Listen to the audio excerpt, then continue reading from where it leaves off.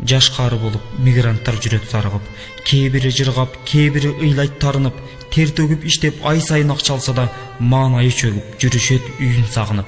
Анткени үйдө балдары калган жалдырап, жаштардын болсо атасы кел дейт алсырап, кетсем го жакшы, кетпесем кандай болот деп баштары катып, айласыз иштейт шалдырап. Мейли ал кетсин, ай сайын акча ким берет, айылда жумуш табылбай баары жинденет, Москвага экинчи келбейм дегендер 500 кетсе, эртеси кайтып 1000 келет. Алар да байкуш өзүнчө ойноп келишпейт, иш табыш кыйын, акчаны жерден теришпейт. Орустун эли бизге окшош эле адамдар иштебей жатсаң, бир тыйын бекер беришпейт.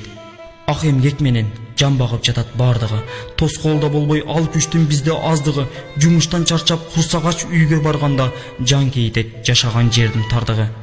Башыңа түшсө байталда жорго болорун, алсызда бир күн зор келсе күчкө толорун. Түшүндүм мен да чет жакта жүрүп өзүмчө, бул турмуш бизди күлүгат кылып коерун.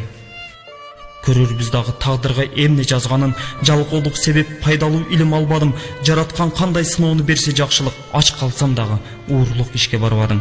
Кыйналсаң дагы сабыр кыл, бир аз чыдап кой. Аллахты эсте, шайтанды жакын жолотпой, баарыны жеңсең амалың күчөп өзүнчө, башталат жаңы жашоонун гүлү жомоктой.